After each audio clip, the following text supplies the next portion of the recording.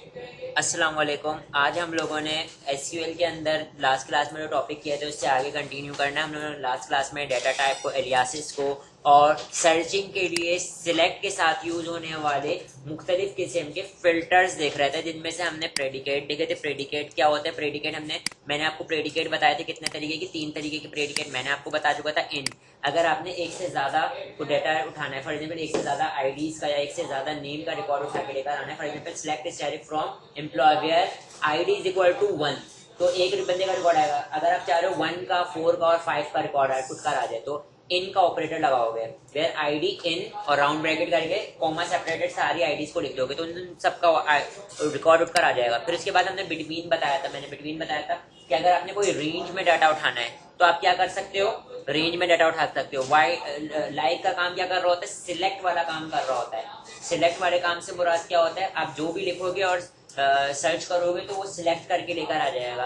For example ए से start होने वाले जितने भी हैं तो उन सबको लेकर आ जाएगा। मैंने 2 वाइल्ड कार्ड बताए थे लास्ट वीडियो को, आप लोग देखिएगा। अंडरस्कोर का मतलब था 1, एक लेटर, और इसका मतलब था एक लेटर और एक से ज्यादा लेटर भी हो सकते हैं। ठीक है, अब हम आ जाते हैं किसकी तरफ, इसका पार्ट 2, और वो क्या है हमारे पास? ऑपरेटर। तो मैं ये लिख देता हूँ, ये क्या था? प्रेडिकेट थे ये। ठीक है, इसी तरीके से अब मैंने ऑपरेटर बताना है, तो ऑपरेटर में मेरे पास बहुत सारे ऑपरेटर्स हैं, लेकिन हम लोग कौन से ऑपरेटर्स देख रहे हैं? पहले 2 तरीके के ऑपरेटर। पहला ऑपरेटर हमारे पास कौन सा है? Relational operator. रिलेशनल ऑपरेटर से मुराद हमारे पास कौन कौन से operator? Less than, great, less than equal to, greater than equal to, equal to, not equal to. ये सारे हमारे पास क्या कर रहे होते हैं? कंपेयर कर रहे होते हैं। तो हमारे पास ये किस किस्म की चीज को सर्च करने में मदद कर रहे होंगे? फॉर एग्जाम्पल आपके पास एक ऐसा कॉलम है जिसमें फॉर एग्जाम्पल आपके बॉस बोलते हैं कि भाई उन सब एम्प्लॉयज का रिकॉर्ड लेकर आओ जो 25,000 से कम में भी जॉब कर रहे हैं। 25,000 या 25,000 से कम में जॉब कर रहे हैं, तो आप क्या करोगे? Select static from employ where salary less than equal to 25,000। तो 25,000 और या 25,000 से लेस जिसकी भी सैलरी होगी वो सबका सब रिकॉर्ड उठकर आ जाएगा। ठीक है, या अगर मेरे बॉस बोलते हैं भाई उन सबका रिकॉर्ड लेकर आओ जिनकी 50,000 रुपए सैलरी है, तो उन्होंने ये तो नहीं बोला ना कि 50,000 से कम या 50,000 से ज्यादा, उन्होंने बोला 50,000 सैलरी, तो मैं क्या करूंगा? Salary is equal to double is equal to 50,000। ठीक है, तो इस हाँ, तो इस तरीके से हम लोग ये रिलेशनल वाला डाटा उठा के लेकर आ सकते हैं। सही है, बात क्लियर है? फिर इसके बाद हमारे पास दूसरा ऑपरेटर होता है बी, और वो मेरे पास कौन सा ऑपरेटर होता है? Logical operator. लॉजिकल ऑपरेटर में हमारे पास क्या आ जाते हैं? एंड और नॉट, एंड और नॉट। अच्छा, ये किसके ऊपर वर्क कर रहे होते हैं? ट्रुथ टेबल के ऊपर वर्क कर रहे होते हैं। ट्रुथ टेबल के ऊपर वर्क कर रहे होते हैं। इनका ट्रुथ टेबल कुछ यूं होता है। फॉर एग्जाम्पल मैं बोलता हूं ऑपरेंट 1 OP1 स्पेस दिया OP2 और रिजल्ट। ये किसके लिए बना रहा हूं मैं? एंड के लिए बना रहा हूं। ठीक है, तो एंड कैसे वर्क करेगा? अगर इसके ऑपरेंट 1 मेरे पास क्या आ जाता है? ट्रू आ जाता है। ठीक है, और ऑपरेंट 2 मेरे पास क्या आ जाता है? फॉल्स आ जाता है, तो इसका रिजल्ट क्या आएगा मेरे पास? फॉल्स। इसी तरीके से पहला ऑपरेंट फॉल्स, दूसरा ऑपरेंट 2, तो रिजल्ट क्या आता है मेरे पास? फॉल्स। तीसरा मेरे पास क्या आएगा? फॉल्स, और ऑपरेंट भी फॉल्स, आंसर भी क्या आएगा? फॉल्स। अगर मेरे पास दोनों ट्रू होंगे तो मेरे पास आंसर क्या आएगा? ट्रू आएगा। बात क्लियर है? अब इसी तरीके से और कैसे वर्क करता है? और का ट्रूथ टेबल क्या होता है? और का ट्रूथ टेबल में हमारे पास रिजल्ट एक भी हमारे पास ट्रू आ जाता है तो आंसर हमारे पास ट्रू। ठीक है, एक अगर दोनों फॉल्स होंगे तो फॉल्स होगा, अदरवाइज सब ट्रू। ठीक है भाई, यहाँ और क्या क्लियर है? सही है। अच्छा, इनका जो एक ऑपरेंट होता है वो रिलेशनल ऑपरेंट होता है। रिलेशनल ऑपरेंट मतलब है जैसे ये जो है ना, ये भी रिलेशनल ऑपरेंट होगा, ये भी क्या होगा, रिलेशनल ऑपरेंट होगा। रिलेशनल ऑपरेंट से मुराद क्या है कि ये क्या किससे मिलके बना होगा। देखो यहाँ पे मैं बोलता हूँ फॉर एग्जाम्पल राउंड ब्रैकेट, और बीच में क्या लगा हुआ है, एंड लगा हुआ है, और यहाँ पे भी राउंड ब्रैकेट, ऑपरेंट ऑपरेंट 1 और ऑपरेंट 2, ऑन दोनों के दरम्यान में क्या लगा हुआ है, एंड लगा हुआ है। तो दोनों का आंसर ट्रू आएगा, तो मेरे पास रिजल्ट क्या आएगा, ट्रू या फिर फॉल्स आएगा। ठीक है, और पहला ऑपरेंट किस तरीके से निकाला जाएगा, फॉर एग्जाम्पल इनका रिलेशनल है, फॉर मैं बोलता हूँ 2 = 2, आंसर क्या आएगा यहाँ पे, देखो ये रिलेशनल ऑपरेंट होगा। दोनों जो हमारे ऑपरेंट होते हैं वो रिलेशनल होते हैं, ये रिलेशनल ऑपरेंट है। देखो रिलेशनल ऑपरेंट होगा तो ट्रू और फॉल्स आंसर आएगा ना। देखो ये अभी आंसर इसका क्या आएगा, ट्रू, और इसका यहाँ पे मैं लिख देता हूँ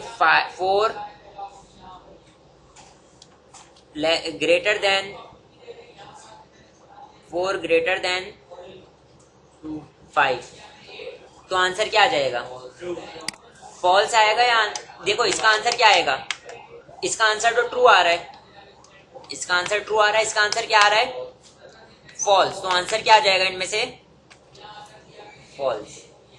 देखो 4 क्या बड़ा हो सकता है 5 से, तो मेरे पास आंसर क्या आ गया।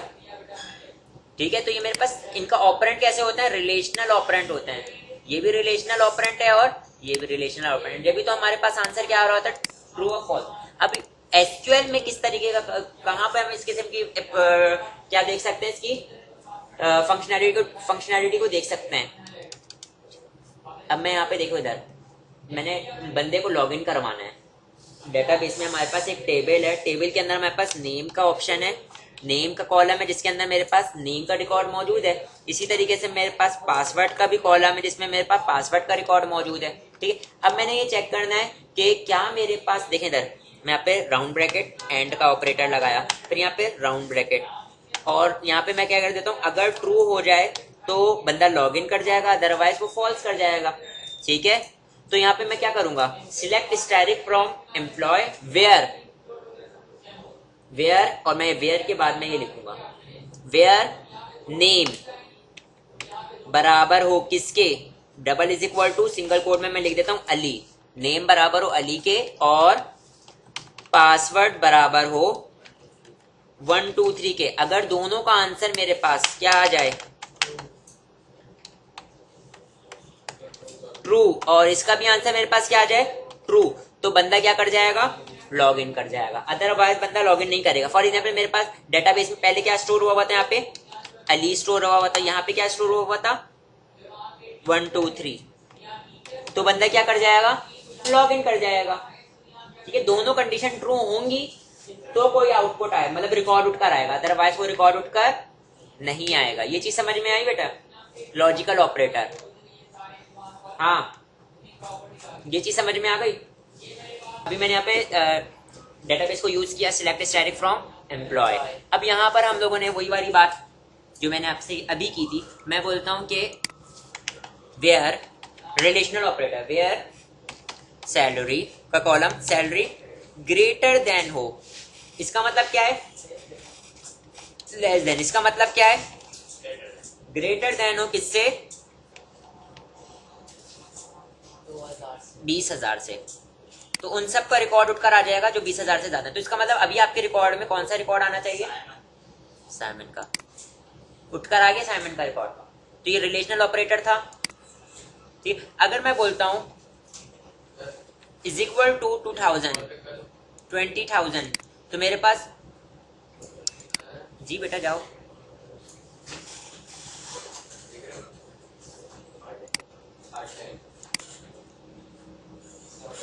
जो 20,000 से वाले हैं वो सारे के सारे मेरे पास आ जाएंगे। अब मैं बोलता हूँ = 20,000, तो इसका मतलब अगेन वही, जो 20,000 नहीं है वो सारे आ जाएंगे, रिलेशनल ऑपरेटर है ये।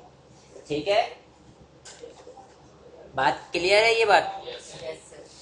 अभी मैंने आप लोगों को क्या बता रहा था, मैंने आपको बताया कि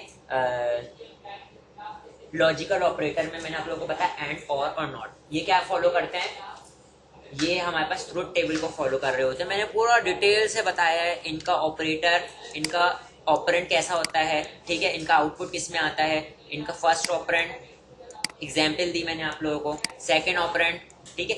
तो हम लोगों ने फॉर एग्जाम्पल मेरे पास यहाँ पे टेबल बना हुआ है, टेबल बना हुआ है जहाँ पे मेरे पास एक बंदे की इंफॉर्मेशन, एक बंदे की पूरी इंफॉर्मेशन मौजूद है, नेम पासवर्ड। तो मैंने अगर किसी का लॉग इन करना है तो मैं लॉग इन करने की लॉजिक क्या होगी, वो ऑपरेटर को यूज करूंगा। कौन से ऑपरेटर को यूज करूंगा, मैं देखो सर लॉजिकल ऑपरेटर की लॉग इन करने में ये होगा कि जो यूजर, देखो यूजर के पास क्या होगा, टेक्स्ट बॉक्स, मेरे पास यूजर के पास आउटपुट पे क्या नजर आ रहा होगा, एक फॉर्म नजर आ रहा होगा, एक यूजर के लिए इनपुट होगा, मतलब नेम के लिए इनपुट होगा और पासवर्ड के लिए इनपुट होगा, और बटन मौजूद होगा कि अपना नेम लिखो और पासवर्ड लिखो और इंटर करो। तो अगर आपका रिकॉर्ड डेटाबेस में मौजूद हुआ तो आप लॉग इन कर जाओगे। तो इसका मतलब आपका रिकॉर्ड कहाँ पे स्टोर हुआ है, डेटाबेस में। तो जो यूजर ने नेम और पासवर्ड पास किया वो पहले जाके डेटाबेस में वेरीफाई होगा, ढूंढेगा कि ऐसा रिकॉर्ड मौजूद भी है या नहीं।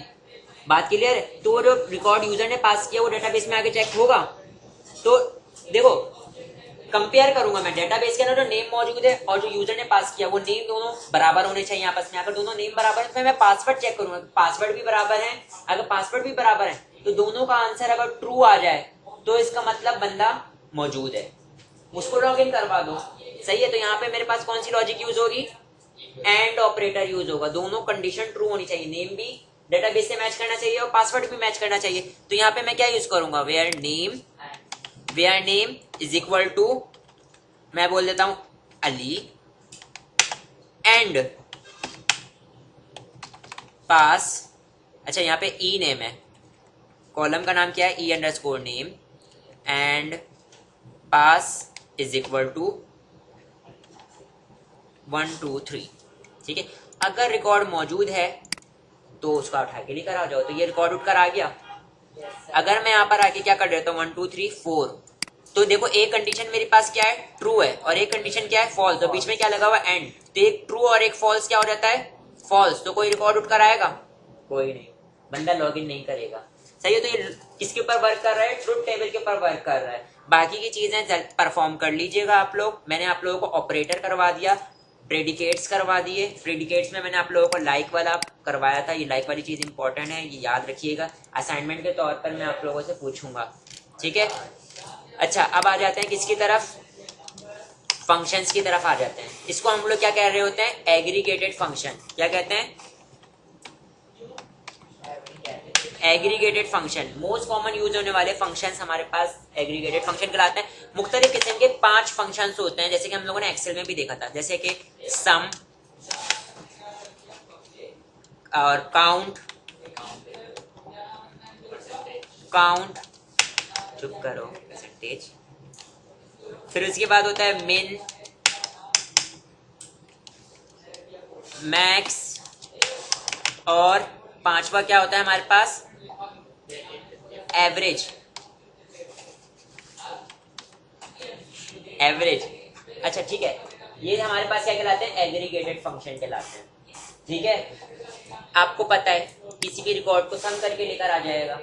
फॉर एग्जाम्पल अब मुझे मालूम करना है कि मैं टोटल एम्प्लॉयज को सैलरी कितनी पे कर रहा हूँ, मैं टोटल एम्प्लॉयज को सैलरी कितनी पे कर रहा हूँ। सही है, टोटल सैलरी। तो मैंने यहाँ पे क्या करना पड़ेगा, इधर देखें, यहाँ पे इधर देखें। अब मैं यहाँ पे क्या यूज करने जा रहा हूँ, एग्रीगेटेड फंक्शन। अच्छा एग्रीगेटेड फंक्शन अभी मैं बता रहा हूँ, इसके साथ साथ मैं एक और ट्विस्ट भी दूंगा, अभी एक और ट्विस्ट भी दूंगा। पहले एग्रीगेटेड फंक्शन देख लें, ठीक है। तो एग्रीगेटेड फंक्शन के अंदर हमारे पास आ जाता है सबसे पहले क्या, सबसे पहले हमारे पास सम। अब मैंने यहाँ पे इधर देखें, मैंने यहाँ पे सिलेक्ट करवा रहा हूँ, सिलेक्ट। अगर मैं पे स्टैटिक लिख दूंगा, जरा मेरी बात को सुनना, मैं पे static from employ, and employ कर दिया मैंने, और एम्प्लॉय कर दिया, तो अभी मेरे पास क्या आ जाएगा, सबका रिकॉर्ड उठकर आ जाएगा। लेकिन अब मैंने क्या मालूम करना है, सिर्फ और सिर्फ सैलरी का सम मालूम करना है। तो यहाँ पे मैं क्या लिखूंगा, सम राउंड ब्रैकेट, और यहाँ पे मैं क्या लिख देता हूँ, सैलरी। तो अब मेरे पास क्या आ जाएगा, सैलरी, देखो राउंड ब्रैकेट के अंदर मैंने सैलरी लिख दिया, तो इसका मतलब सैलरी के कॉलम में जितने भी डाटा आ रहे हैं उन सबको क्या कर देगा, ये सम कर देगा, ठीक है, और उनका रिकॉर्ड उठा के लेकर आ जाएगा, उठकर आ गया, ठीक है। और अगर देखो कॉलम नेम कुछ भी मौजूद नहीं है तो मैं यहाँ पे क्या कर देता हूं, एस टोटल सैलरी, और इसको स्क्वायर ब्रैकेट के अंदर रख दूंगा, सही है। और इसको मैंने सिलेक्ट किया, एग्जीक्यूट कर दिया, आ गया टोटल सैलरी। लेकिन अब आपको मैं एक चीज बताता हूं, देखिए मैंने एक कॉलम के डाटा को मैंने क्या कर दिया, सबका सम निकाल लिया, तो मैं कॉमा पास करके यहाँ पे ई नेम नहीं लिख सकता, समझ में आ रहा है। उसको रिकॉर्ड कैसे लेकर आएगा, देखो अगर मैंने ये ई नेम लिख दिया तो मेरे पास क्या आ जाएगा, एरर नहीं आ जाएगा, क्यों, क्योंकि आप देखो इधर एक तरफ आप सम मांग रहे हो और एक तरफ आप नेम मांग रहे हो, तो ये कैसे सम कर, किस तरीके से सम, या तो सम करवा लो या तो सबके नेम लेकर आ जाओ, ठीक है। तो इसके जब भी मैं ये लगाऊंगा एग्रीगेटेड फंक्शन लगाऊंगा, तो यहाँ पे सिर्फ और सिर्फ ऐसा डाटा आ रहा होगा जो ग्रुप डाटा होगा, सिंगल डाटा नहीं आएगा। यहाँ पे सिंगल डाटा में एरर दे रहा है ये, देखो अगर मेरे पास सम नहीं होता सैलरी का, नॉर्मल सैलरी लिखी भी होती, अगर नॉर्मल सिर्फ सैलरी लिखी होती कॉमा सेपरेटेड, तो वो मेरे पास आ जाती, ठीक है।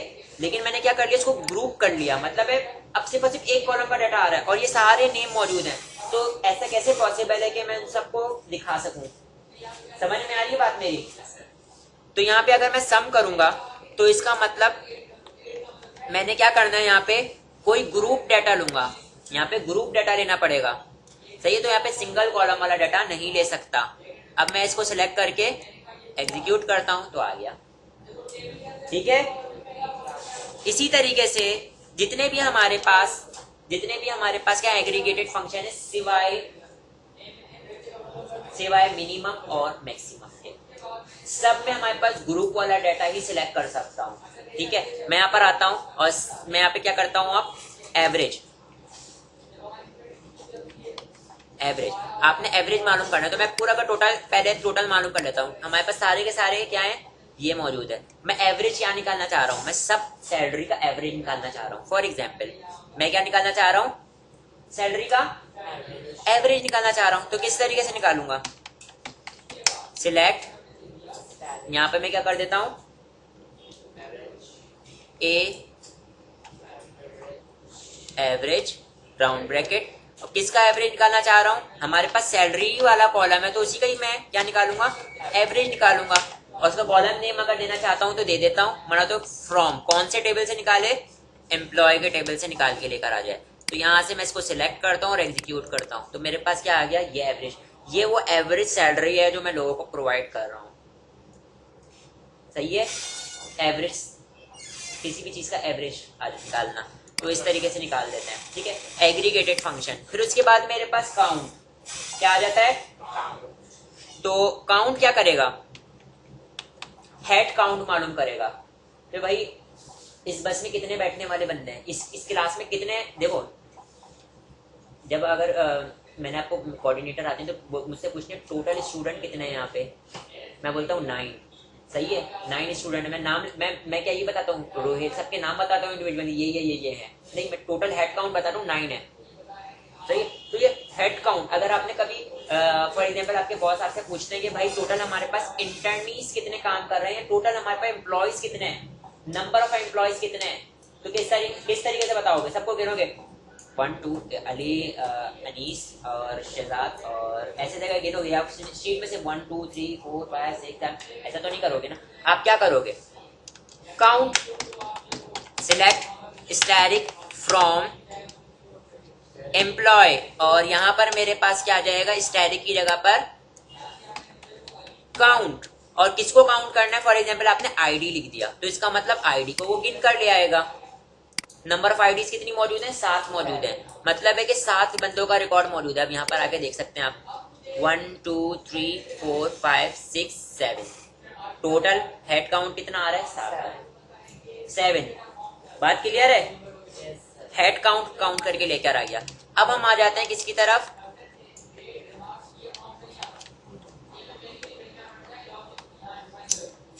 मेन। मैं यहां पर आता हूं सिलेक्ट, और मैं यहाँ पे क्या लिखता हूं, मेन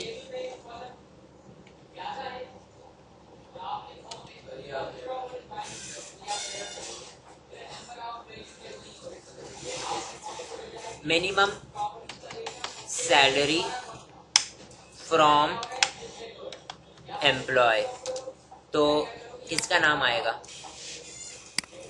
हाँ, मिनिमम सैलरी क्या मिल रही है? 20,000। तो यहाँ पे अगर मेरे पास देखिए अगर मैंने यहाँ पे नेम सिलेक्ट करता हूँ तो किसी एक की मिनिमम सैलरी थी, किसी एक की 20,000 थी सिर्फ। यहाँ पे भी मेरे पास ग्रुप में थी ना, बहुत सारे लोगों की 20,000 थी, तो यहाँ पे भी मैं कॉलम को नहीं यूज कर पाऊंगा। अगर बहुत सारे लोगों की क्या आ रही है सैलरी मिनिमम, मतलब मिनिमम क्या है, बहुत से लोगों की सेम स्केल पर हो सकती है ना। तो यहाँ पे भी अगर मेरे पास किसी एक बंदे का रिकॉर्ड आ रहा होता तो मैं क्या कर सकता था, पर्टिकुलर कॉलम सिलेक्ट कर सकता था, ठीक है। लेकिन ये ग्रुप सेल्फ डाटा आ रहा है। इसी तरीके से मैं यहाँ पर आता हूँ, यहाँ पर आने के बाद मैं क्या करता हूँ, मैक्स, और मैक्स में मैं क्या करूंगा, सिलेक्ट मैक्स, और मैक्स क्या,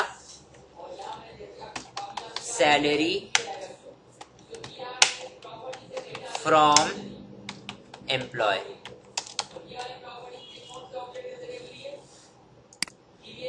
तो मेरे पास सबसे ज्यादा सैलरी कितनी है, और ऐसा ही है, ठीक है बेटा। तो ये मेरे पास क्या होगा, मोस्ट कॉमन यूज होने वाले क्या होगा, फंक्शंस होगा। इसको हम लोग क्या कह रहे होते हैं, एग्रीगेटेड फंक्शन, ठीक है। इसके अलावा हमारे पास एक और फंक्शन होता है जिसका नाम क्या होता है, डिस्टिंक्ट। डिस्टिंक्ट क्या करेगा, फॉर एग्जाम्पल आपके पास, आपने ये मालूम करना है, आपके पास बहुत सारे एम्प्लॉयज मौजूद हैं, उनके अंदर आप लोगों ने क्या लिया हुआ है, उनकी कंट्री भी ली हुई है, या आपने उनके एरियाज लिए हैं, ये कराची का, ये लाहौर, ये कराची का है, ये लाहौर का, ये इस्लामाबाद का है, ये हैदराबाद का है, ठीक है। तो आपके पास कराची के तीन चार बंदे हो सकते हैं, लाहौर के भी 5-6 बंदे हो सकते हैं। अब अगर आप लोगों ने कुछ ऐसा डाटा मालूम करना है, मैं रिक्वायरमेंट बता रहा हूँ, कैसा रिकॉर्ड, आपके बॉस बोलते हैं कि भाई टोटल कितने रीजन के बंदे हमारे पास काम कर रहे हैं, तो अपने रीजन बताना है, कितने रीजन है, तो कौन कौन से रीजन के काम कर रहे हैं बंदे। तो आप क्या करोगे, select distinct country, round bracket, distinct country, तो इसका मतलब इंडिविजुअली देखो, अगर 4 बार कराची लिखा हुआ होगा तो उनमें से एक सिलेक्ट होकर आएगा, सही है। 5 बार अगर कंट्री इस्लामाबाद लिखा हुआ तो सिर्फ उनमें से एक सिलेक्ट होगा, ठीक है। डिस्टिंक्ट रिकॉर्ड उठकर आ जाएगा। बात समझ में आ रही है, डिस्टिंक्ट का मतलब क्या है, सही है। तो यहाँ पे मेरे पास, पहले मैं रिकॉर्ड को देखता हूँ, ऐसा कोई कॉलम मौजूद है जिसमें मैं डिस्टिंक्ट लगा सकूं। अनफॉर्चुनेटली, लेकिन मैं एक काम भी कर सकता हूँ उसके अंदर डिस्टिंक्ट करवाने के लिए। मैं यहाँ पे बोलता हूँ वो जेंडर में से डिस्टिंक्ट कर लो। तो हमारे पास जेंडर में मैंने पे 1 और 0 लिया हुआ है, क्योंकि मैंने आपको बताया था जब मैं टेबल बनाता हूँ तो ऑल्टर करते वक्त उसको इंटीजर रखा हुआ था, ठीक है।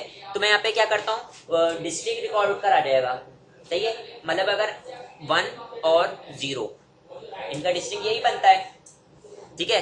तो यहाँ पर मैं आता हूँ, यहाँ पर आने के बाद में क्या करता हूँ, सिलेक्ट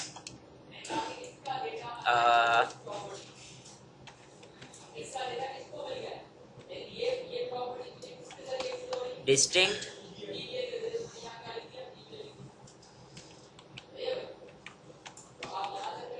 जेंडर फ्रॉम एम्प्लॉय, आ गया। सब एक बार देखो, नल वाला डाटा भी था, 0 भी था और 1 भी था। हाँ, मतलब है कि ये हमारे पास कैटेगरी मौजूद है, या ये मेरे पास क्या है, कंट्री वाले बंदे मौजूद हैं। देखो अगर मेरे पास 10 ब्राजील के बहुत सारे बंदे थे, एक मिसाल के तौर पे ब्राजील के बहुत सारे बंदे, तो मुझे कैसे पता लगेगा कि भाई कहाँ कहाँ से, फॉर एग्जांपल मैंने वो कर रहा हूँ, हमारे यहाँ पे क्रिकेट मैच है, तो दुनिया भर से लोग आते हैं देखने के लिए क्रिकेट मैच को, या फुटबॉल मैच है तो लोग दुनिया भर से लोग आ रहे होते हैं, ठीक है। अब मैं रजिस्ट्रेशन उस पर बैठा हुआ हूँ, तो अब मैंने मतलब टिकट पे बैठा हुआ हूँ, तो मैंने लोगों को टिकट प्रोवाइड करना है, तो मेरे पास कहीं रिकॉर्ड तो होना चाहिए कि इस स्टेडियम में कहाँ कहाँ से बंदे मैच को देखने के लिए आए हैं, ठीक है। तो अगर मेरे से मेरा बॉस पूछते हैं, हाँ भाई कहाँ कहाँ से बंदे आए हैं, मुझे पूरा कौन कौन से कंट्री के बंदे आए हैं जरा बताओ तो सही, तो आप उनको क्या बोलोगे कि ब्राजील ब्राजील ब्राजील, और ऑस्ट्रेलिया ऑस्ट्रेलिया ऑस्ट्रेलिया, 3 बार से जापान जापान जापान, ऐसा तो नहीं करोगे ना। आप उनको बोलोगे जापान, ऑस्ट्रेलिया, ब्राजील, मॉस्को, यहाँ यहाँ से आपके बंदे देखने आए हैं, पूरा एक एक एक रिकॉर्ड बताओगे, एक कंट्री को एक ही बार बोलोगे ना, तो ये वो डिस्टिंग वाला काम करेगा। मतलब ठीक है, नहीं करेगा एक हाँ। चीज को एक बार ही दिखाएगा। बिल्कुल।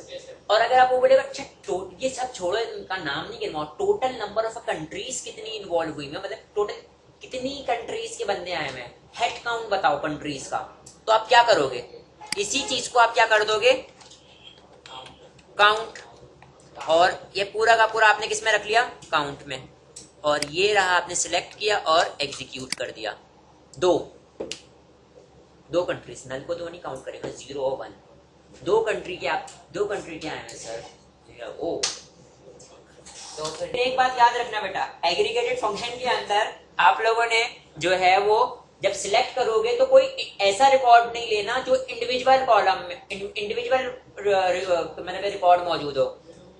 सिलेक्ट करवाते वक्त यहाँ पर जब आपने देखो सम करवा रहे हो ना, तो उसके साथ आप ऐसा रिकॉर्ड नहीं ले सकते जो इंडिविजुअल कॉलम मतलब जैसे नेम है, एज है, जिसमें ग्रुपिंग हो रही हो वाला रिकॉर्ड ले सकते हो आप। ग्रुपिंग वाली चीज मैं आपको अभी समझाऊंगा कि कौन सा ऐसा रिकॉर्ड हो सकता है जिसमें ग्रुपिंग हो रही हो। ठीक है, ये बात क्लियर है। अच्छा, मैं एक काम ये कर रहा हूँ कि यहाँ पे मैं रिकॉर्डिंग को पॉज करके जेंडर वाली चीज है ना, जेंडर वाली चीज को हम लोग सेट कर लेते हैं, क्योंकि हम लोगों ने इसके आगे हम लोगों ने काम करना है, तो हम आराम से डाटा को फिल्टर कर पाएंगे। बराबर है। टॉप का जैसे डिस्टिंग एक कीवर्ड था, इसी तरीके से हमारे पास टॉप भी एक कीवर्ड है। ये क्या कर रहा होगा, मेरे पास किस किस्म का डाटा रिकॉर्ड लेकर आ रहा होगा। मैं बोलता हूँ कि भाई अगर मुझे टॉप 50 रिकॉर्ड चाहिए, टॉप 5 चाहिए, टॉप 3 चाहिए, तो वो मैं किस तरीके से निकाल के लेकर आ सकता हूँ, टॉप का कीवर्ड लगा के। ठीक है, तो मैं यहाँ पे क्या कर देता हूँ, सिलेक्ट, मैं यहाँ पे लिखता हूँ टॉप 3 फ्रॉम एम्प्लॉय। तो एम्प्लॉय के टेबल में से टॉप 3 जो रिकॉर्ड होगा वो सारा का सारा, अच्छा यहाँ पे मैंने स्टैरिक नहीं लगाया, टॉप 3 स्टैरिक फ्रॉम एम्प्लॉय। ठीक है, टॉप 3 का सारा रिकॉर्ड उठकर आ जाए। तो टॉप 3 में मेरे पास कौन थे, अली अहमद शहजाद। ठीक है, सही है जी। तो ये टॉप का भी एक कीवर्ड है। तो ये मेरे पास क्या कर रहा है, फिल्टर करवा रही है, सारी चीजें सर्चिंग करा के दे रही है। जितना भी काम हो रहा है ना, एग्रीगेटेड फंक्शन हो गए, हमारे पास डिस्टिंग हो गया, काउंट, ये टॉप हो गया, या हमारे पास प्रेडिकेट्स हो गए, ये मेरे पास क्या कर रहे हैं, सर्चिंग करवा रहे हैं, मुख्तलिफ किस्म की सर्चिंग करवा रहे हैं। रिकॉर्ड हमने स्टोर करवा दिया, उसके अंदर मैंने आपको बताया था ना, सर्चिंग के अंदर हम तो बहुत सारी चीजों को देख रहे होंगे। सब सिलेक्ट, देखो सबके साथ में सिलेक्ट यूज कर रहा हूँ क्योंकि सर्चिंग करवा रहे होते हैं, मुख्तलिफ किस्म की सर्चिंग, रिक्वायरमेंट बेस्ड सर्चिंग। लेकिन आपको टेक्निक्स पता होनी चाहिए कि किन टेक्निक्स को यूज करके हम वो अपने मतलब का डाटा उठा सकते हैं। समझ में आई बात। ठीक है, तो ये मैंने आप लोगों को क्या बता दिया कि यहाँ पे हमने टॉप का कीवर्ड बता दिया। टॉप का कीवर्ड के बाद मैंने आपको एग्रीगेटेड फंक्शन बता दिए। ठीक है, ये सारे एग्रीगेटेड फंक्शन। इसके अलावा मैंने यहाँ पर एक्स्ट्रा क्या बताया आपको, डिस्टिंग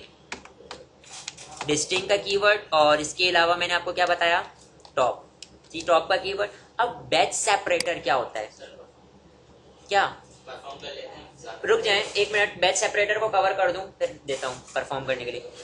बैच सेपरेटर क्या होता है, अगर कोई ऐसी क्यूरीज हैं जो 2 क्यूरीज एक साथ नहीं चल सकती, उन 2 क्यूरीज को एक साथ चलाने के लिए बनाया जाता है बैच सेपरेटर। ठीक है, फॉर एग्जाम्पल अभी देखें इधर, मैं इन दोनों को सर्च करूंगा, तो ये दोनों तो एग्जीक्यूट हो जाएंगी साइमल्टेनियसली। ठीक है, लेकिन कुछ क्यूरीज ऐसी होती हैं, जैसे कि फॉर एग्जांपल आपने डेटाबेस भी साथ क्रिएट करो, इसको साथ एक साथ यूज भी करवाना चाह रहे हो, तो यहाँ से मैं क्या करता हूँ, न्यू क्यूरी पर आता हूँ। फॉर एग्जांपल मैं यहाँ पे क्या लिखता हूँ, क्रिएट डेटाबेस, और डेटाबेस का नाम मैं क्या रख रहा हूँ, डेटाबेस का नाम मैं रख रहा हूँ वामिक। ठीक है, और मैं यहाँ पे क्या करता हूँ, यूज वामिक, और दोनों को मैं साथ इस तरीके से रन करता हूं। एरर दे दिया, सही है, लेकिन इसने पहली वाली क्यूरी चला दी होगी, लेकिन उसको साथ साथ यूज नहीं कर पाया। अगर मैं आप इसको देखो, अगर मैं इसको इंडिविजुअल चलाऊंगा तो ये पहले वाली क्यूरी ऑलरेडी नहीं चली थी, प्रिंटिंग मिस्टेक। बहरहाल, तो ये देखें एक क्यूरी एक साथ रन होगी। अब ये मैं इसको यूज कर सकता हूँ। ऐसी क्यूरीज जिसको मैं दोनों को एक साथ नहीं चला सकता, तो उनके दरमियान में हमारे पास हम लोग क्या लगा रहे होते हैं, एक अदद गो का कीवर्ड। किसका कीवर्ड, गो का कीवर्ड, और ये मेरे पास क्या कहलाता है, बैच सेपरेटर। ठीक है भाई, और मैं वहां में 1 कर देता हूं, और इसको भी मैं क्या कर देता हूं, 1 कर देता हूं, और मैं इसको सिलेक्ट करता हूं और एग्जीक्यूट करता हूं, तो दोनों क्रिएट भी हो जाएगा वहां में 1, और ऊपर यूज भी हुआ होगा, यूज हुआ है। तो दो क्यूरीज को एक साथ चलाने के लिए हम लोग क्या यूज करते हैं, बैच सेपरेटर। और बैच सेपरेटर क्या होता है, गो। गो, हाँ टेबल भी बनाएंगे यूज के बाद वो सबके अंदर लगेगा। हाँ सर, हाँ हाँ बराबर है, ठीक है। अच्छा अब ये देखें इधर, इसके अंदर से हमारे पास कमेंट है। कमेंट क्या आपको नहीं करना आता इसमें, क्या ऐसे कैसे होगा, ये कमेंट ही तो किया हुआ है। ये देखो, ये जो लिखा हुआ है ये क्या किया हुआ है, कमेंट किया हुआ है। एसक्यूएल में हम लोग कमेंट किस तरीके से करते हैं, डबल डैश, ठीक है। और अगर आपने देखो सिंगल लाइन कमेंट है, और अगर मल्टी लाइन कमेंट करना है तो यहाँ पे मैं आता हूँ और स्लैश स्टैरिक, और जहाँ पे आपने कमेंट करना है यहाँ पे, ये मल्टी लाइन कमेंट हो गया, सही। और सिंगल लाइन कमेंट क्या था, ये जो डबल डैश से कमेंट कर रहे थे, सही है। ये नहीं, ये मल्टी लाइन कमेंट है, ये क्या है, मल्टी लाइन कमेंट है। मैं यहाँ से हटा दे रहा हूँ, यहाँ पे मैं लिख दे रहा हूँ कमेंट के बारे में मैं बात लिखता हूँ। देखो पहले तो इसको खुद को कमेंट करता हूँ मैं, अब मैं लिखता हूँ सिंगल लाइन कमेंट, और वो क्या होगा मेरे पास, यही होगा, ये जो लगा हुआ है। इसको राउंड ब्रैकेट में फिर भी मैं लिख देता हूँ, डबल डैश से लगेगा। और अगर आप लोगों ने मल्टी लाइन कमेंट करना है तो मल्टी लाइन कमेंट तो कैसे करेंगे,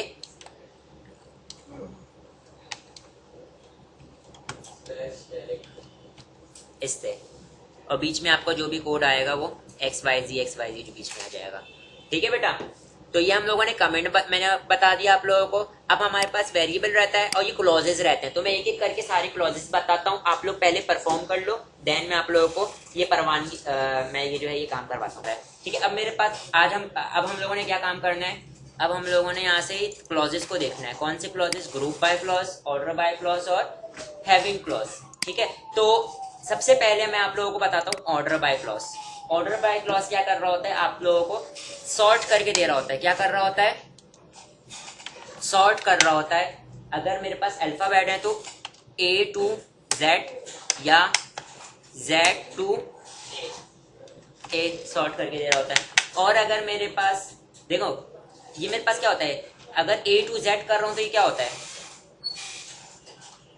बड़े छोटे से बड़े की तो क्या होगा, ये असेंडिंग ऑर्डर होगा ना, बड़े से छोटे की तरफ जा रहा हूं मैं, छोटे से बड़े की तरफ जा रहा हूं मैं, असेंडिंग ऑर्डर, छोटे से बड़े की तरफ जाना। डिसेंडिंग ऑर्डर, बड़े से छोटे की तरफ आना। अगर मेरे पास नंबर है तो मैं क्या करूंगा, अगर 1 से लेके अगर मैं 9 पे जाऊंगा तो ये क्या होगा, असेंडिंग ऑर्डर, ठीक है। अरेंज सॉर्ट कर देगा मेरी, अगर आईडी को मैं क्या कर देता हूँ, सॉर्ट कर देता हूँ, तो सॉर्ट करता हूँ असेंडिंग है डिसेंडिंग ऑर्डर में। तो किसके थ्रू कर सकता हूँ मैं, ऑर्डर बाय के थ्रू। देखो कॉलम में दो ही तरीके के डाटा हो सकते हैं। अगर मैंने दो तरीके का डाटा क्या हो सकता है, या तो मेरे पास स्ट्रिंग डाटा होगा, या तो फिर न्यूमेरिक डाटा होगा, या मेरे पास डेट होगी। डेट को भी मैं क्या कर सकता हूँ, असेंडिंग या डिसेंडिंग ऑर्डर में मैं क्या कर सकता हूँ, अरेंज कर सकता हूँ, ठीक है। अगर मैं 9 to 1 जाता हूँ तो ये मेरे पास क्या हो गया, डिसेंडिंग ऑर्डर हो गया, बड़े से छोटे की तरफ जा रहा हूँ, ठीक है। तो यहाँ पर और बाय डिफॉल्ट क्या होता है, अगर हम लोग असेंडिंग ऑर्डर डिसेंडिंग ऑर्डर नहीं यूज करते तो बाय डिफॉल्ट क्या होता है, ये असेंडिंग ऑर्डर, ठीक है। छोटे से बड़े की तरफ मेंटेन हुआ होता है। अगर आप लोगों को यकीन नहीं आ रहा तो यहाँ पे देखें ये क्या हुआ है, 1 till 8 IBID क्या हुआ ये असेंडिंग ऑर्डर में अरेंज हुआ है। अगर आप इसको देखो, कुछ रिकॉर्ड ऐसे होते हैं जो आप शॉर्ट मतलब है कि आप रिसेंट डाटा ऊपर से आ रहे हो। फॉर एग्जाम्पल अगर आप लोगों ने ऑर्डर, देखो आप लोगों ने कभी KFC में गए हो, KFC में आप लोगों ने जैसे एट्रियम मॉल या इस किस्म की जगहों पे जाते हो, वहाँ पे KFC की सेल्फ सर्विस होती है। सेल्फ सर्विस होती है जब आप वहाँ पे ऑर्डर कर रहे होते हो, तो वहाँ पे आपका ऑर्डर जो भी आपने किया होता है वहाँ पे स्क्रीन पे नजर आ रहा होता है। वहाँ पे जो वो काम कर रहे होते हैं ना, उनका ऑर्डर नजर आ रहा होता है। तो जो बंदा रिसेंट ऑर्डर देता है वो सबसे टॉप पर आता है। उनकी पूरा का पूरा एक टेबल में बहुत सारे रिकॉर्ड मौजूद होते हैं ना, तो रिसेंट रिकॉर्ड ऊपर आ रहा होता है। ऐसा ही होता है। अगर वो सबसे नीचे जाएगा तो क्या स्क्रॉल करते रहेंगे सबसे, अब रिसेंट डेटा रिकॉर्ड ऑर्डर किसका है, स्क्रॉल तो नहीं करवाएंगे ना, तो रिसेंट डाटा सबसे ऊपर आना चाहिए। इसका मतलब उन्होंने टेबल के अंदर डाटा किसके से क्या किया हुआ है, डाटा के साथ ऑर्डर किया हुआ है, डिसेंडिंग ऑर्डर में आपने क्या किया हुआ है, डाटा को सेट किया हुआ है। तो यहाँ पर आप लोग क्या करोगे, यहाँ पर मैं यूज करूंगा ऑर्डर बाय का क्लॉज, ऑर्डर बाय, और कॉलम बताओगे कि किस कॉलम के अंदर आप लोग क्या करना चाह रहे हो, ऑर्डर करना चाह रहे हो। फॉर एग्जाम्पल आईडी के थ्रू करना चाह रहे हो तो मैं बोलता हूँ ऑर्डर बाय आईडी, और अब यहाँ पे स्पेस देके मैंने बताना पड़ेगा इसको असेंडिंग ऑर्डर में अरेंज करूँ या डिसेंडिंग ऑर्डर में। तो DESC, अगर मैं डिसेंडिंग DESC लिख देता हूँ, इसका मतलब क्या है कि ये आईडी को तो कर रहा है ऑर्डर, लेकिन किसमें कर रहा है, डिसेंडिंग ऑर्डर में। और इसको मैं सिलेक्ट करता हूँ, एग्जीक्यूट करता हूँ, 8 to 1 आ जाएगा। सही है। अगर मैं यहाँ पे क्या लिख देता हूँ, सिर्फ ऑर्डर बाय आईडी लिख देता हूँ, तो इसका मतलब क्या होगा, 1 till 8 होगा, जो बाय डिफॉल्ट होता है। ठीक है। और अगर मैं यहाँ पे क्या लिख दूँ, ASC, इसका भी मतलब क्या है, असेंडिंग ऑर्डर। और अगर आप यहाँ पे क्या लिख देते हो, DESC, तो इसका मतलब क्या है, डिसेंडिंग ऑर्डर। सारे के सारे सिलेक्ट होगा मेरे पास आईडी के अगेंस्ट, तो जो रिसेंट आईडी होगी मेरे पास टॉप पे नजर आ रही होगी। सही है, ये बात क्लियर है। असेंडिंग ऑर्डर या डिसेंडिंग ऑर्डर, सिर्फ और सिर्फ ये क्या आईडी के अगेंस्ट नहीं कर सकता, मैंने आपको बताया कि क्या कर रहा होता है ये, ना सिर्फ ये आईडी को कर रहा होता, बल्कि हम इसमें नेम वाइज भी कर सकते हैं। फॉर एग्जांपल मैं यहाँ पे आके बोलता हूँ E_name, और यहाँ पे मैं बोल देता हूँ डिसेंडिंग ऑर्डर। इसका मतलब मेरे पास Z वाली चीजें सबसे पहले आ रही होंगी। ये देखो इधर Z वाले name, Simon, Shahzad, Roman, Maria, Fiza, Ali, Ahmed. ठीक है। तो देखो इधर यहाँ पे तरतीब नहीं है, आईडी तो तरतीब नहीं है, लेकिन नेम के अंदर आपको क्या मिलेगा, तरतीब मिलेगी, क्योंकि डिसेंडिंग ऑर्डर में मिलेगा आपको। सही है, ये बात क्लियर है। ये लो, Ali, Ahmed, Fiza, Maria, Roman, Shahzad, Simon.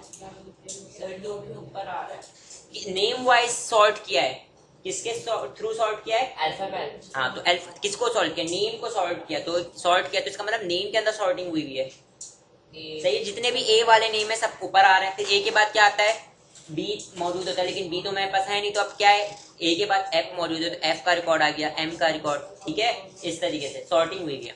Sorting करने के लिए हम लोग क्या यूज करते हैं, ठीक है। और यहाँ पे मैं लिख देता हूँ बगैर उसके भी, ये इसका मतलब क्या है, असेंडिंग ऑर्डर। बाय डिफॉल्ट क्या होता है, असेंडिंग ऑर्डर होता है। ये चीज क्लियर है बेटा। अच्छा, फिर उसके बाद हम लोग आ जाते हैं ग्रुप बाय पर। ग्रुप बाय सिर्फ और सिर्फ उन्हीं कॉलम पर अप्लाई किए जा सकते हैं जिनके अंदर रिपीटेड डाटा हो। Only apply on those column who's having repeated data। For example मैं यहाँ पर आता हूँ, मैं बोलता हूँ, अब मेरे पास अगर मैं सिलेक्ट स्टैटिक फ्रॉम एम्प्लॉय करता हूँ, ठीक है, तो मेरे पास सब रिकॉर्ड सबका सारे कॉलम का डाटा मौजूद है। कौन से ऐसे कॉलम है जिसमें मेरे पास रिपीटेटिव डाटा है, अभी तो पासवर्ड के अंदर हमारे पास क्या है, रिपीटेड हो रहा है, क्योंकि हम लोगों ने सेम रखा है, या मेरे पास सैलरी भी सेम रखी। अभी हमारे पास सिनेरियो में बहुत सारे रिपीटेटिव डाटा है, लेकिन अगर मैं जर्नल सिनेरियो को देखूं तो हमारे पास एक ऐसा कॉलम है जिसमें रिपीटेटिव डाटा हर सिनेरियो में मौजूद हो सकता है। वो कौन सा है, जेंडर का या कंट्री का, या मेरे पास सिटी का। ठीक है, तो ये मेरे पास ऐसे कॉलम होते हैं जिसमें रिपीटेटिव डाटा आ रहे होते हैं। सब for example slot timing, slot है 11 to 1 वाले एम्प्लॉइज, 7 to 9 वाले एम्प्लॉइज, तो इसमें रिपीटेटिव डाटा होगा। ठीक है, तो अब मैंने यहाँ पे क्या काम करना है, इन कॉलम्स पे, उन्हीं कॉलम्स पे सिर्फ और सिर्फ मैं क्या अप्लाई कर सकता हूँ, ग्रुप बाय अप्लाई कर सकता हूँ, जिनके अंदर मेरे पास क्या हो रहा होगा, रिपीटेटिव डाटा होगा। ठीक है, ये बात क्लियर है बेटा। सही है। तो अब पॉइंट नंबर 2 मैं यहाँ पे लिख देता हूँ, ग्रुप बाय। ग्रुप बाय मेरे पास क्या करके दे रहा होगा, सिलेक्ट, और मैं यहाँ पे क्या लिखता हूँ, देखें जो चीज आपने ग्रुप बाय की हुई है, फॉर एग्जाम्पल आपने क्या ग्रुप बाय किया है, किस कॉलम को किया है, जेंडर को ग्रुप बाय किया है, ठीक है। तो यहाँ पर आप स्टैटिक नहीं सिलेक्ट कर सकते, स्टैटिक फ्रॉम एम्प्लॉय, और यहाँ पर आपने क्या कर लिया, GROUP ग्रुप बाय जेंडर। तो इसका मतलब आपने किसको ग्रुपिंग की है, जेंडर के थ्रू ग्रुपिंग की है। तो यहाँ पर आप ऑल सिलेक्ट नहीं कर सकते, सिर्फ और सिर्फ आप यहाँ पे क्या सिलेक्ट कर सकते हो, जिसकी ग्रुपिंग कर रहे हो। ये पॉइंट क्लियर है बेटा।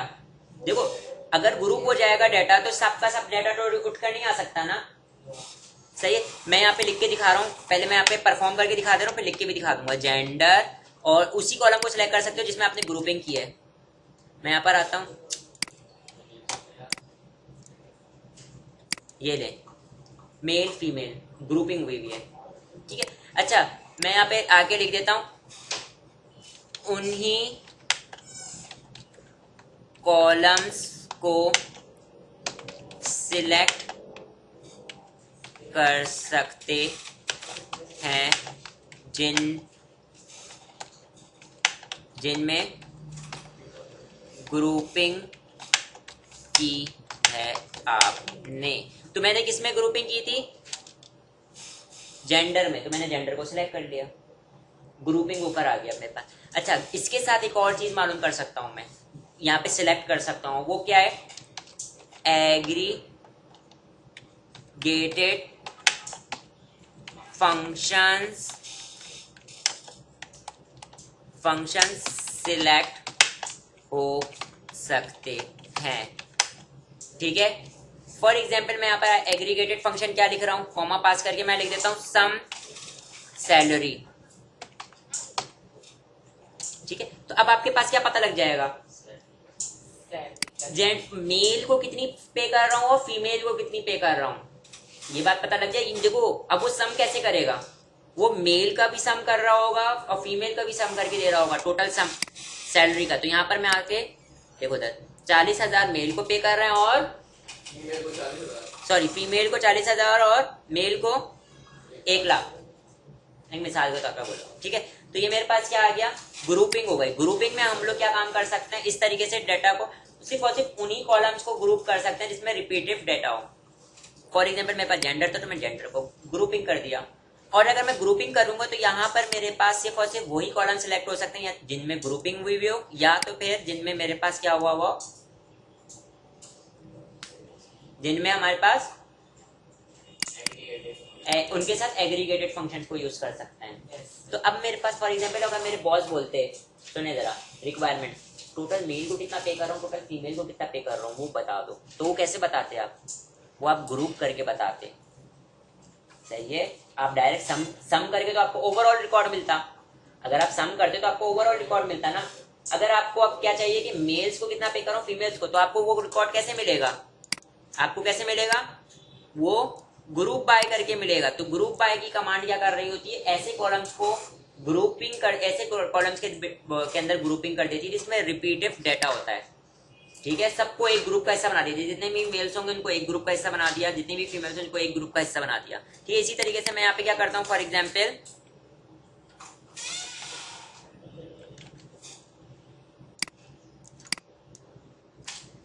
मेल्स में मिनिमम सैलरी कितनी है, फीमेल्स में मिनिमम सैलरी कितनी है, मैक्सिमम सैलरी कितनी है, मेल्स को मैक्सिमम सैलरी कितनी मिल रही है और मेल्स को कितनी मैक्सिमम सैलरी मिल रही है, ठीक है, सही है। यहां तक हम लोगों ने क्या देख लिया, ग्रुप बाय। अच्छा एक से ज्यादा भी ग्रुपिंग हो सकती है। फॉर एग्जाम्पल अभी मेरे पास अगर सिटी होती तो यहाँ पे मैं क्या सिलेक्ट कर सकता था, ऐसे कॉमा पास करके सिटी लिख देता, ठीक है। और यहाँ पे भी मैं क्या सिलेक्ट कर लेता, सिटी। तो अब सिटी कैसे आ रही थी, कराची में कितने मेल्स हैं, कराची में फीमेल्स कितनी हैं, ऐसे ग्रुपिंग हो जाती। इस्लामाबाद में फीमेल्स कितनी है, इस्लामाबाद में मेल्स कितने हैं, ठीक है। अब हमारे पास कहाँ पे, लाहौर में मेल्स कितने हैं, और अगर मैं उनको सम भी कर लेता तो कराची में जो मेल्स हैं उनको मैं कितना पे कर रहा हूँ, कराची में जो फीमेल्स हैं मैं उनको कितना पे कर रहा हूँ, ये सारा काम आ जाता, समझे। ग्रुपिंग हमारे पास ये काम करके दे रहा है। फॉर एग्जाम्पल मैंने बताया था ना अभी सिटी, यहाँ पे मैं क्या लिख देता, सिटी। ठीक है, तो ये मेरे पास वो वाला काम आ जाता है कि सैलरी, मैक्सिमम सैलरी मेल्स को कराची में कितनी मिल रही है, तो आ जाता है मैक्सिमम सैलरी कराची में इतनी मिल रही है। ये सारे फिल्टर्स हैं, देख रहे हैं आप लोग, ठीक है।